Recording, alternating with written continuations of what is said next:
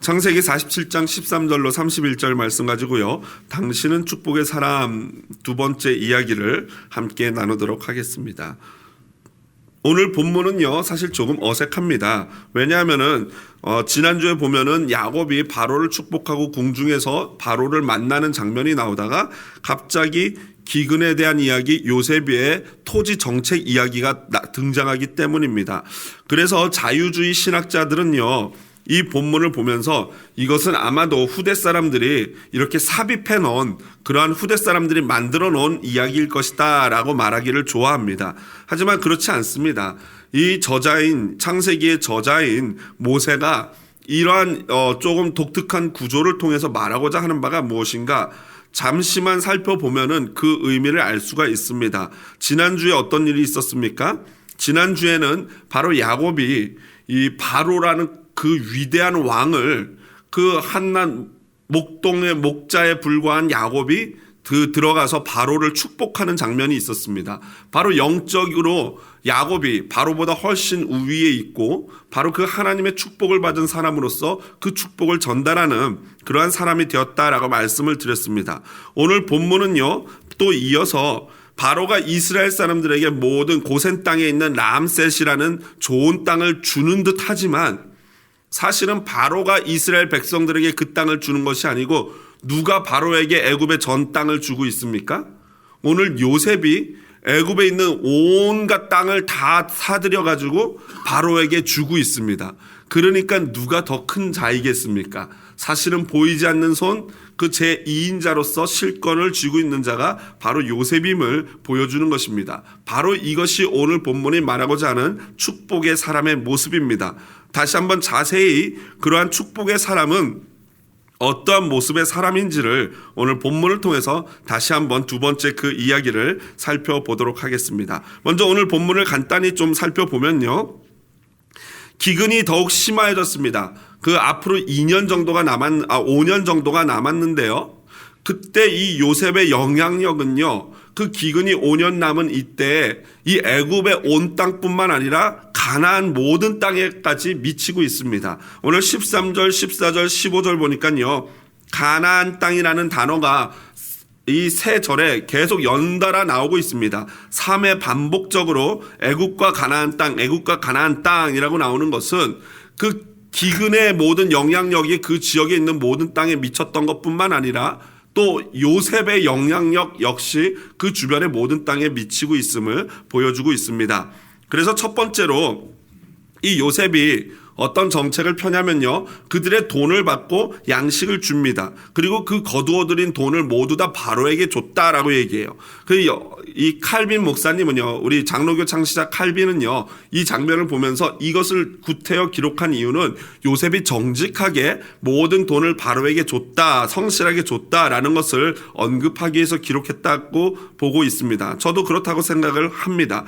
이제 백성들의 모든 돈이 떨어졌습니다. 어떻게 할까요? 백성들이 이제 요셉에게 와서 자신들의 모든 가축을 돈 대신에 내고 양식을, 곡식을 받아갑니다.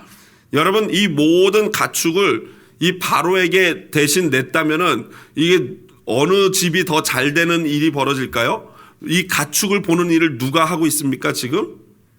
요셉의 형들이 가축 돌보는 일을 하고 있지 않습니까? 그러니까 모든 애굽에 있는 가축을 돈 대신 받았다면은 이 기근 동안에 이스라엘만 점점점 더 어떻게 되고 있는 것입니까? 부흥하고 있고 잘 되고 있는 것이에요. 참 재밌는 일이죠. 세 번째로 가축을 다 내고 먹을 것을 사서 먹고 나니까 이제 남은 것이 없어요. 뭐가 남았습니까? 몸과 땅만 남았습니다. 그래서 이 백성들이 와서 요셉에게 다시 요청을 합니다. 몸과 땅이 남았는데 그렇게 그냥 죽느니 이 몸과 땅을 바로가 다 받으시고 우리가 그 먹을 것을 달라고 이야기합니다. 덕분에 이때부터 적어도 모세가 이 창세기를 쓰는 이 시절까지 애굽의 모든 토지법은 모든 땅이 누구에게 속했습니까? 바로 바로의 소유가 되었던 것입니다. 그래서 이제 이 모든 것을 다 가축과 땅과 그 사람 백성의 인권까지도 다 받은 이 요셉은요, 그들에게 종자를 나눠주면서 이제 이 기근이 끝날 때쯤입니다. 벌써 수년이 흘러가지고 기근이 끝날 때쯤에 종자를 씨앗을 나눠주면서 너희들은 이 바로의 땅에서 농사를 짓고 농사를 지은 것의 5분의 1을 바로에게 상납하도록 하라. 한마디로 토지세율을 20%로 정한 것입니다. 여러분 세금을 20% 걷는다면 여러분 어떤 표정 짓겠습니까? 이 나라를 떠나겠죠. 세금을 자그마치 20%나 이 나라 안 살란다 이러고 떠날 것입니다. 그런데 고대 근동 문화에서는요, 이게 흔하게 적용되던 세율이었다고 합니다. 해밀턴이라는 학자에 의하면요, 함무라비 시대에는요, 이 농부들이 생산한 것 중에서 이 어떤 투자한 기본적인 것들을 투자 비용을 제외하고는요, 3분의 1 내지는 심지어 2분의 1을 함무라비에게 이렇게 바치는 세금으로 내는 어마어마무시한 그런 세율이 적용됐다고 합니다. 또한 바벨론에서도 1년에 20%는 당연히 세금으로 내는 거고요. 농업자금 융자 같은 경우에는 심지어 3분의 1, 33.3%까지 그 세율이 이르렀다고 하니까요. 굉장히 이 시대에는 일반적인 어떤 세율이었던 것으로 보여집니다. 어쨌든 이러한 요셉의 정책이요, 이 모세가 창세기를 쓰고 이 성경들을 쓰고 있는 모세가 출애굽한 그 시대까지도 계속 이어졌던 것으로 보여집니다. 단 예외가 있습니다. 제사장들의 땅은 예외였습니다. 왜냐하면은 제사장은 바로가 직접 주는 어떤 음식을 먹고 월급을 받았기 때문에 제외됐고요. 이것은 이스라엘도 역시 마찬가지였습니다. 하나님께서도 레위인들에게 특별한 어떤 혜택을 주셔서 예를 들면 에스라 7장 24절에 보면은 이 하나님이 그 에스라를 통해서 이 다시 바벨론 포로 귀환을 해서 그런 세법들이나 이런 걸 세워가는데 레위인이나 성전 청직이나 아니면 찬양대 같은 사람들에게는 통행세라든가 관세라든가 이런 세금을 부과하지 않았던 것을 성경에서 볼 수 있습니다. 아마도 미국은 안 그러는 것 같은데 한국이나 뭐 어떤 나라에서 종교인들에게 세금을 부과하지 않는 어떤 근거 중에 하나가 이런 어떤 성경에서 이렇게 시작되지 않았나 생각을 합니다. 물론 저는 한국에서 있을 때부터 세금을 냈고 지금 뭐 미국 땅은 당연히 우리 종교인들 세금을 내고 있지 않습니까? 근데 레위기 25장 33절 34절을 보면요, 만일 레위 사람이 무르지 아니하면 그의 소유 성읍의 판 가옥은 희년에 돌려보낼지니 이는 레위 사람의 성읍의 가옥은 이스라엘 자손 중에서 받은 그들의 기업이 됨이니라. 그러나 그들의 성읍 주위에 있는 들판은 그들의 영원한 소유지이니 팔지 못할지니라. 이것은요, 뭐 자세히 나중에 우리가 지금 새벽마다 레위기 하고 있는데요, 레위기에서 또 설명할 수 있겠지만요, 이게 한마디로 레위인은요 땅을 하나님이 주시지 않았어요. 그래서 레위인은 각 지역마다 각 지파들의 이 지역마다 자기들의 고유의 성읍이 있었단 말이죠. 그래서 마치 이 레위 지파는 한 곳에 모여 사는 게 아니고 나머지 11지파에 흩어져 가지고 그 지파들에게 살면서 그런 일들을 제사 지내는 그런 일들을 돕고 감당했거든요. 그러다 보니까 그들에게 주어진 성읍이 있는데 이 이스라엘에게는 이제 이따 다시 설명하겠지만 희년이라는 재미난 제도가 있어요. 그 희년은 뭐냐면요, 쉽게 표현하면은 모든 걸 리셋하는 해예요. 그래서 뭐 리셋하면 모든 시간도 제로로 가지 않습니까? 그거와 마찬가지로 희년은 49년 77, 49 해가지고 49년 그리고 50년째는 모든 걸 되돌리는 거예요. 종도 풀어주고 이 집도 저당 잡혔던 거를 다시 돌려주고 누가 빚진 게 있으면요, 그 빚진 것도 탕감해줘요. 그냥 없는 걸로 해요. 참 재미난 제도 아니겠습니까? 그게 이스라엘에게 있는 희년인데 그때도 역시 이 레위인들이 가지고 있는 땅은 영원히 팔지 않고 레위인들의 소유다라는 그런 의미예요.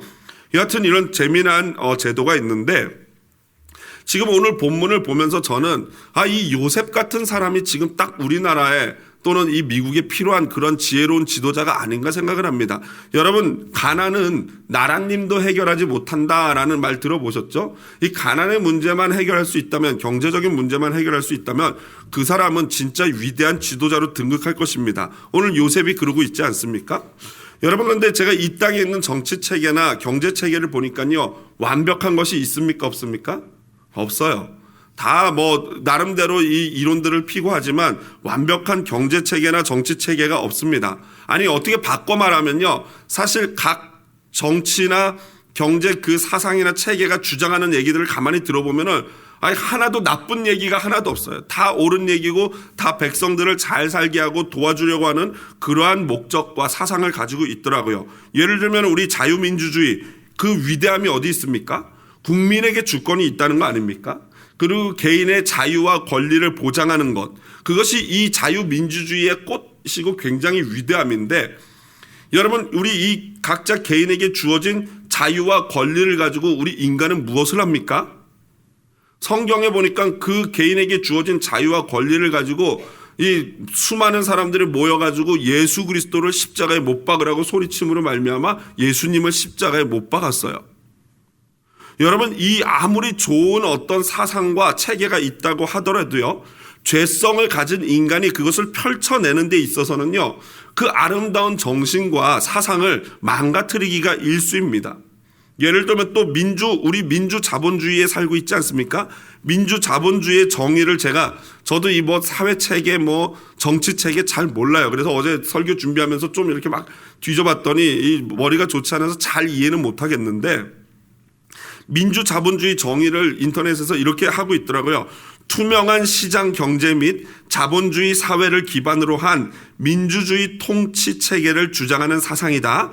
함축적으로는 인간의 도덕성과 건전한 자본주의 문화와 더불어 투명한 시장 경제적 자본주의의 조화를 의미한다라는 거예요. 그런데 여러분 진짜 이 조화를 이루고 살아가고 있다고 생각하십니까? 이 자본주의 경제 체제에서 정말 수많은 이 사람들이 함께 더불어서 잘 살아가고 있다고 생각하십니까? 그렇지 않아요. 오히려 부의 불균형은요, 시간이 지날수록 더 극심해지고 있고요, 부익부 빈익빈 현상이 굉장히 커지고 있다, 양극화 현상이 커지고 있다라는 사실입니다.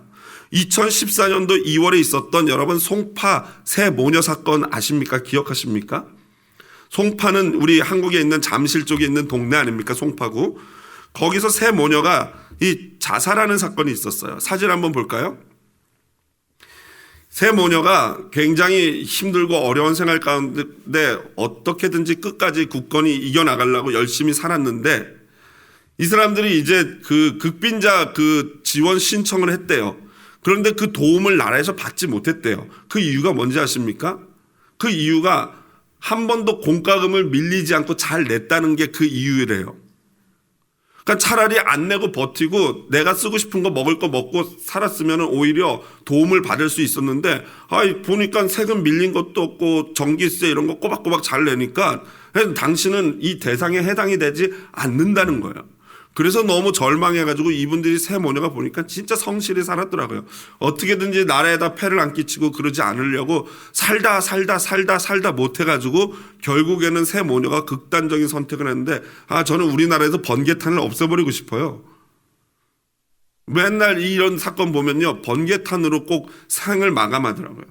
번개탄을 펴놓고 새 모녀가 극단적인 선택을 해서 돌아가시게 됐는데, 그 마지막에 이게 참 가슴 아픈 게, 저 70만 원 마지막 월세하고 이런 어떤 유틸리티를 넣어가지고 주인 아주머니께 죄송합니다 하고 마지막 집세라고 하면서 저렇게 하면서 생을 마무리했다는 거예요. 여러분 이걸로 나라가 발칵 뒤집어졌습니다. 박근혜 대통령 전 대통령 시절일 때인데요. 박근혜 대통령도 나서서 이 복지 정책을 완전히 바꾸겠다 그랬고, 그때는 여야 할 거 없이 모든 의원들이 옳다 그렇게 얘기를 해서 바꾸자라고 했대요. 그러면 이제 2014년이고 지금은 2019년 아닙니까? 여러분 그러면 좀 나아졌을까요? 그렇지 않아요. 지금 지난 주간이었죠. 10월 8일 날 시흥에서 일가족이 아빠 엄마 그리고 자녀 둘이 네 가족이 그 집에서 그냥, 아마도 아버지가 먼저 애들을 어떻게 처리하고 그리고 본인도 스스로 목숨을 끊었던 것 같아요. 유서를 써놓고 그렇게 일가족이 그 생을 마감했습니다. 그뿐이 아니에요. 같은 시흥에서 지난 5월달, 불과 5개월 전 아닙니까? 5월달에 시흥에서 렌터카 안에서 35살 동갑의 젊은 부부가 4살, 2살짜리 아이를 같이 차에다 태우고 번개탄을 피워서 자살을 했다는 거예요. 여러분, 이게 진짜 나라입니까? 통계청이 2018년도 가계금융복지조사 결과에 따르면요, 2017년 현재 우리나라의 상대 빈곤율이요 17.4%래요. OECD 국가의 평균은 11.8이래요. 이게 낮으면 낮을수록 좋은 건데, 상대 빈곤율이라는 게 뭐 저도 잘 모르겠지만 평균 50%, 소득의 50% 이하의 사람들이 전체 인구의 몇 %냐. 한마디로 평균도 안 되는 사람들의 비율을 어떻게 산술적으로 이렇게 산출해낸 것 같아요. 여하튼 OECD 평균이 11.8인데 우리나라는 17.4래요. OECD 국가 중에 거의 꼴찌라고 합니다. 여러분, 우리나라는 자랑을 해요. 경제 10위권에 하는 경제 대국이다. 그런데 경제 대국이면 뭐합니까? 일부분만 잘 살고 나머지는 이렇게 진짜로 어쩔 수 없는 극단적인 선택을 할 수밖에 없는 나라라면요, 이거는 큰 문제가 있는 것 아니겠습니까? 그러면서 제가 이번에 좀 조사를 해봤어요. 봤더니 오해하지 마세요. 말 잘못하면은 그 시애틀 한산교회 목사는 공산주의자 같더라, 사회주의자 같더라 이럴까봐 일단 제가 먼저 워닝을 드리고 주의를 드리고 제가 하는데, 저 절대 공산주의자 아닙니다. 근데 공산주의라는 것을 제가 찾아봤더니 라틴어로 커뮤니스라고 돼 있어요. 커뮤니스. 그 뜻이 뭐냐면요, 함께하는, 공산이라는 뜻은요 함께 소유하고 생산하는. 여러분, 이 뜻만 놓고 보면 얼마나 좋습니까? 다음 주에 우리가 성찬하잖아요. 성찬이 영어로 뭔지 아십니까? 커뮤니온이에요. 그러니까 함께 같이 나누는 거예요. 여러분, 공산주의가 뭡니까? 영어로 커뮤니즘이거든요. 그러니까 뭐든지 함께 같이 나누고 함께하는, 얼마나 좋은 정신입니까? 그런데 그것을 실제로 해내는 데 경제나 정치 체계에 있어서 이 가장 실패한 정치 그리고 경제 체계가 공산주의 아닙니까? 이거는 뭐 온 세계가 아는 사실 아닙니까? 지금 어느 나라가 공산주의를 막 표방하고 나가는 나라가 있습니까? 거의 없죠. 북한 빼고는요. 그러니까 이 땅에 있는 이 어떤 제도도 온전하지가 않아요. 그나마 이 민주 자본주의가 갖고 있는 이 부의 재분배 문제, 그러니까 한 곳으로 부가 쏠리지, 자본주의 사회의 어떤 후유증이라고 할 수 있는 어떤 자본이 한쪽으로 쏠리지 않는 이것을, 이 단점을 보완하기 위해서 나온 게 뭐냐면요, 사회주의의 단점, 공산당의 이 공산주의의 단점과 이 민주자본주의의 단점을 보완해서 나온 형태가 바로 이 북유럽 복지 국가들에게서 살펴볼 수 있는 건데요. 예를 들면 핀란드, 노르웨이, 스웨덴 같은 나라라고 합니다. 이건 제 얘기가 아니고 이 백과사전에 나와 있는 그런 이야기인데요. 이렇게 되어 있습니다. 핀란드, 노르웨이, 스웨덴 등 북유럽 복지 국가들을 낳은 사회 민주주의는 자본주의와 사회 개량주의, 민주주의를 성공적으로 결합해 사회주의 발전 초기의 목적이었던 통제를 통한 결과의 분배가 아니라, 그러니까 사회주의가 왜 강력한 당을 중심으로 해서 백성을 통제하고 자유를 뺐지 않습니까? 그런 안 좋은 그런 단점을 배제하고 자유민주주의의 어떤 그런 정치 체계를 가져오면서 동시에 이 물질의 재분배를 무상교육, 복지를 통한 기회의 분배를 통해 이룩한 성공적인 정치 사상으로 평가되고 있다라고 돼 있어요. 한마디로 이 정치나 이런 부분에서는 자유민주주의를 표방하고 입헌제고 대통령이 있고 내각제를 표방하면서 동시에 이 경제적인 면에서는 사회주의를 택해가지고 세금을 많이 걷어들여서 그거를 재분배를 하더라고요. 그래서 제가 다큐멘터리에서 봤더니요, 이 스웨덴이라는 나라가 자그마치 세금을 여러분 50%를 냅니다. 50%. 여러분, 그 나라 살겠습니까? 근데 많이 살더라고요.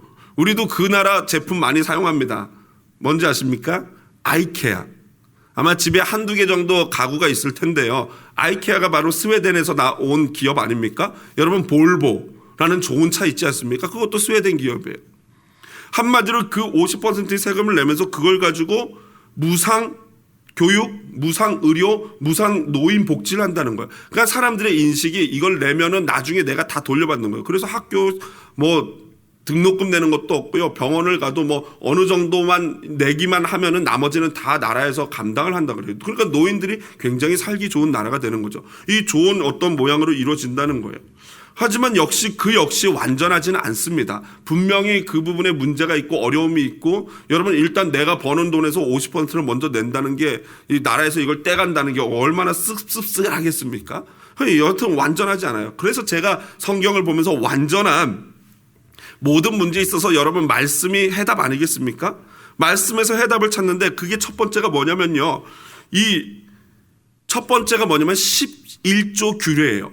이 11조는 교회, 지금 제가 말씀드린 11조는 교회에다 내는 그 11조를 말하는 게 아니고 이스라엘 당시의 11조의 개념이에요. 이스라엘 당시의 11조의 개념은요, 나라에 드리는 세금과도 거의 비슷한 그런 개념이었어요. 그래서 여러분 신명기 14장 22절, 28절, 29절 한번 볼까요? 화면 보면서 보십시오. 너는 마땅히 매년 토지 소산의 11조를 드릴 것이며, 이게 신명기 14장 22절이고요. 쭉 그 다음에 나오는 게 매 3년 끝에 그해 소산의 10분의 1을 다 내어 내 성읍에 저축하여 너희 중에 분깃이나 기업이 없는 레위인과 내 성 중에 거류하는 객과 및 고아와 가부들이 와서 먹고 배부르게 하라. 그리하면 내 하나님 여호와께서 내 손으로 하는 범사에 내게 복을 주시리라. 여러분, 복 받는 비결이 나와 있는데, 그게 뭐냐면요, 가난하고 없는 사람들을 도울 수 있도록 레위인들의 성이 있으면 거기다가 그 곡식들을 11조로 내라는 거예요. 그래서 거기서 재분배를 하면서 가난하고 어려운 과부나 고아나 이런 자들을 먹여 살리는 그러한 일을 나라적인 차원에서, 민족적인 차원에서 그 일을 해라는 거죠. 그리하면은 내 하나님 여호와께서 내 손으로 하는 범사에 복을 주시리라. 여러분, 이거는 말씀입니다. 믿으시죠? 말씀대로 이루어집니다. 또 한 가지 규례가 있는데, 아까 말씀드렸던 희년의 규례예요. 한번 신명기 15장 1절 4절 한번 볼까요? 같이 큰 목소리로 읽어보겠습니다. 매 7년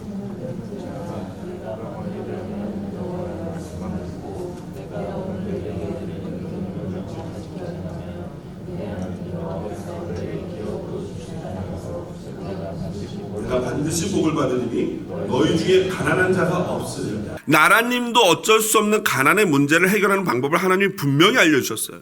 이거예요. 여러분, 희년이라는 게 뭐냐면요, 아까도 말했지만 매 7년 끝에는 면제하라가 뭐냐면 안식년이에요. 성경에 보면은 6일 동안 일하고 제7일에 쉬라고 돼 있지 않습니까? 그거와 똑같이 6년 동안은 열심히 땅에서 농사를 짓는데 7년째가 되면요, 절대 농사 짓지 말래요. 그냥 내버려 두래요. 땅에 잡초가 나든 뭐든 내버려 두래요.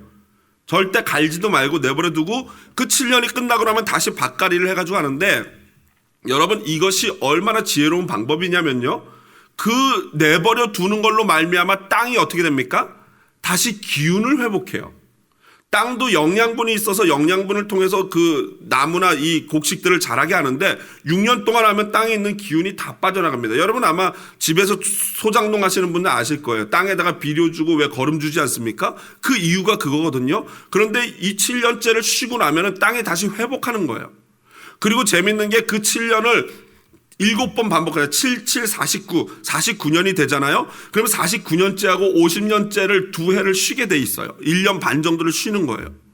그러면 다시 그것이 회복되는데, 그 7번째 7년을 희년이라고 해가지고 50년째에는요, 모든 노예들, 내가 노예를 샀잖아요. 노예가 됐잖아요. 그러면 그 50년째는 노예를 놔줍니다.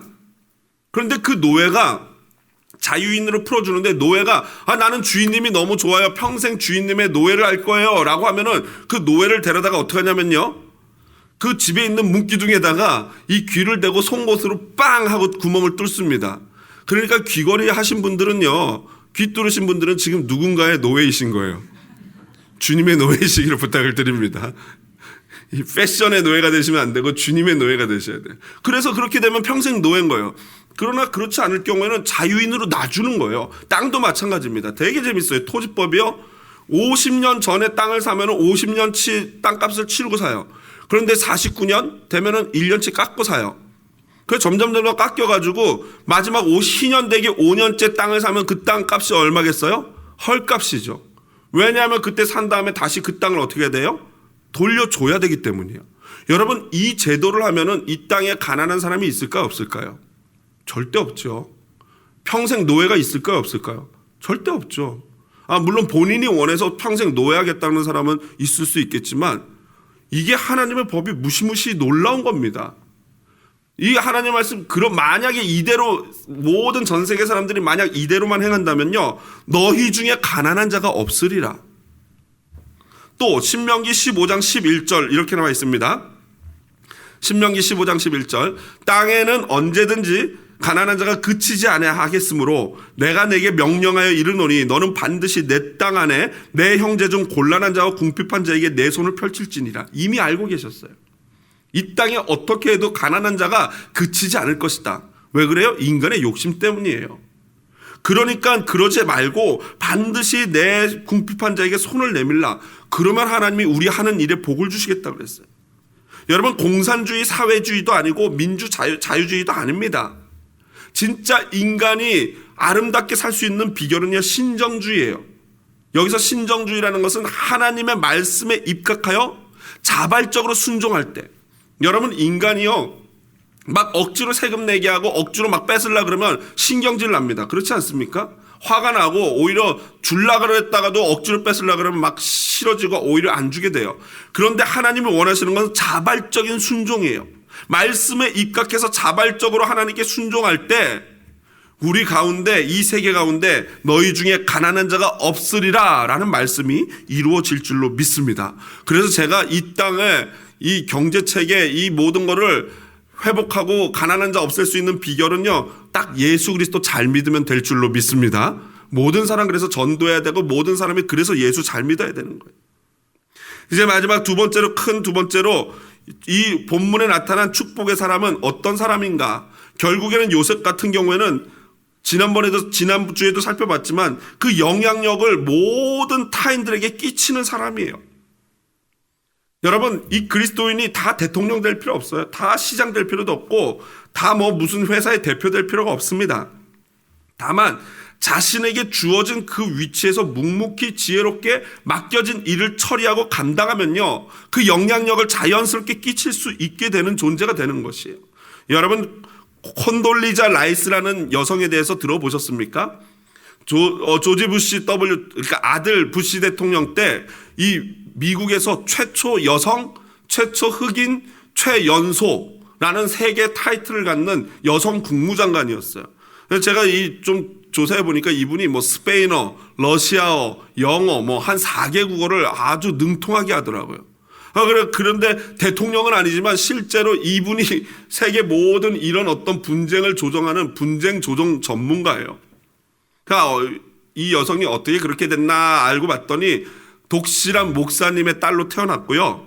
미혼인데 결혼을 안 했는데 나는 하나님과 결혼한 여자다라고 공공연하게 얘기할 정도로 신앙심이 깊은 자매입니다.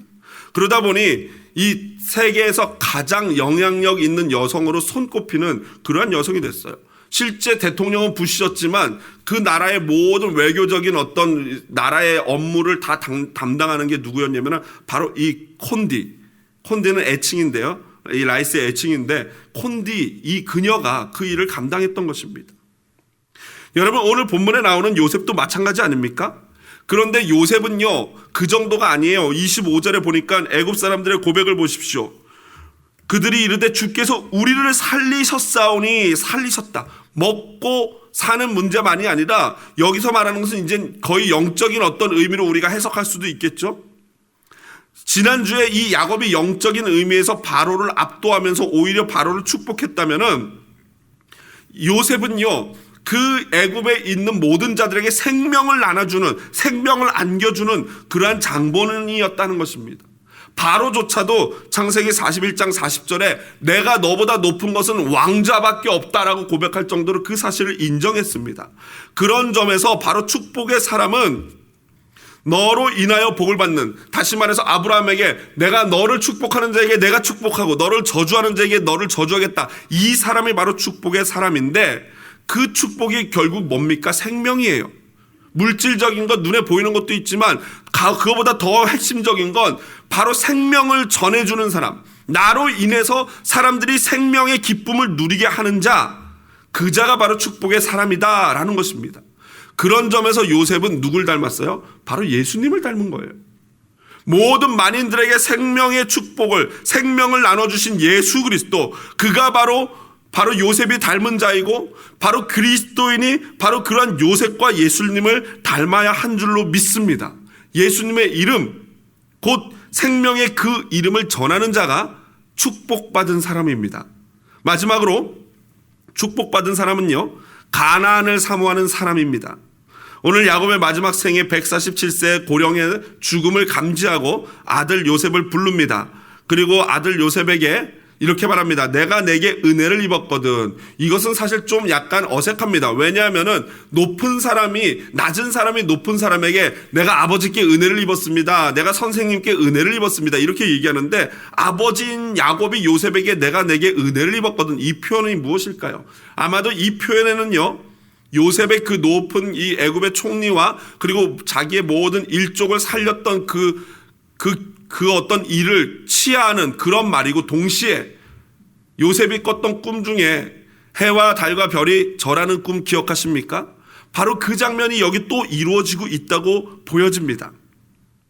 아마도 하나님이 사용하시는 요셉을 의식하고 그 요셉의 꿈대로 이 아버지가 요셉을 높이고 있는 것이라고 생각합니다. 왜냐하면요, 31절에 보니까 이스라엘이 침상머리에서 하나님께 경배했다라고 나오는데요, 거기서 히브리 원문을 보면 하나님께라는 목적어가 없어요. 그리고 경배했다가 아니고 야곱이 몸을 구부렸다라고 나와요. 그래서 이게 진짜 하나님께 경배를 한 건지 아니면 요셉에게 마치 절하듯이 아들에게 이렇게 절을 한 건지 경배를 한 건지 알 수는 없어요. 우리 성경이 선택한 사본에서는 그냥 이런 식으로 번역을 해서 하나님께라는 단어를 넣어서 번역을 했지만, 그 의미를 가지고 번역을 했지만, 얼마든지 하나님께 경배한 것일 수도 있고 동시에 또 아들 요셉에게도 이 경배하는 그런 모습을 보였을 수도 있다라고 생각을 합니다. 오늘 야곱은 마지막으로 요셉에게 자신의 장래를 이 애굽 땅이 아니라 반드시 우리 아버지 그리고 우리 할아버지 아브라함이 묻힌 그 헤브론에 있는 막벨라 굴, 거기에 나를 장사해달라고 부탁을 하는 것입니다. 그런데 이 부탁하는 모습이 좀 특이합니다. 허벅지 아래에 넣고, 이것은요, 남자 생식기가 닿는 부분입니다. 왜 그러냐면요, 이것은 오늘날 이렇게 생각하면 돼요. 법정에서 이 증인 선서를 할 때 뭐에다 손을 얹고 합니까? 성경에다 손을 얹지 않습니까? 그거와 동일한 의미예요. 굉장히 중요한 예식을 취하면서 맹세를 할 때 그 변함없는 그런 어떤 맹세 의식으로 그렇게 하는 것입니다. 말씀을 정리합니다. 야곱은요, 애굽에서 승승장구했어요. 반면에 보십시오. 야곱과 이스라엘 백성들은 승승장구해서 27절에 보니까 생육하고 번성하였더라. 아브라함의 축복이 이루어지고 있어요. 반면에 오히려 애굽 사람들은 다 종이 됐어요. 한마디로 야곱은요, 지금 잘 나가고 있고 모든 것이 잘 되고 있어요. 그러나 하나님의 축복의 사람은요, 그러한 눈에 보여지는 축복들의 마음을 빼앗기지 않습니다. 야곱이 만약 그런 것에 마음을 빼앗겼다면 애굽에 머물기를 원했겠죠. 그런데 야곱은 무엇을 원합니까? 내 조상의 묘실에 나를 반드시 장래해라. 왜 그렇습니까? 하나님이 주시겠다고 약속했던 그 가나안 땅에 대한 소망이 있는 것입니다. 그렇습니다. 축복의 사람은요, 이 땅의 것들에 마음을 쓰는 사람이 아니라 하나님이 약속하신 영원한 축복인 가나안, 곧 눈에 보이지 않는 저 천국에 마음을 쏟는 자인 줄로 믿습니다. 천상병 시인 아시죠? 그 유명한 시인이 가족들과 연락을 끊고 잠깐 사라졌을 때 가족들이 돌아가신 줄 알고 이 실종 신고를 냈어요. 그 실종 신고를 낸 것을 알고 지은 시가 바로 이 귀천이라는 시라고 합니다. 이렇습니다. 나 하늘로 돌아가리라. 새벽빛 와 닿으면 쓰러지는 이슬 더불어 손에 손을 잡고 나 하늘로 돌아가리라. 노을빛 함께 단 둘이서 길석에서 놀다가 구름 손짓하면은 나 하늘로 돌아가리라. 아름다운 이 세상 소풍 끝내는 날 가서 아름다웠더라고 말하리라. 여러분, 이 세상은요, 소풍과 같이 들뜨고 행복하고 즐거울 수도 있습니다. 아무리 즐겁고 행복해도요, 해가 지고 날이 어두워지면 집으로 돌아가야 합니다. 돌아가야 할 집이 있기에 소풍이 또한 즐거운 것입니다. 어떨 때는 소풍처럼 즐거운 이 땅의 삶일 수도 있지만 또 어떨 때는 아까 말씀드렸던 극단적인 선택을 할 수밖에 없는 지경까지 이르는 눈물의 길일 수도 있습니다. 그때마다 우리는 즐거우나 슬프나 바로 야곱이 바라보았던 가나안을 바라보는 진정한 축복의 사람이 되어야 할 줄로 믿습니다. 결국에는 돌아가야 할 곳이 천국이 있는 영원한 생명을 주는 예수 그리스도의 품으로 돌아갈 곳이 있는 저와 여러분이야말로 바로 축복의 사람인 줄로 믿습니다. 우리 그 마음으로 서로를 축복하기를 원합니다.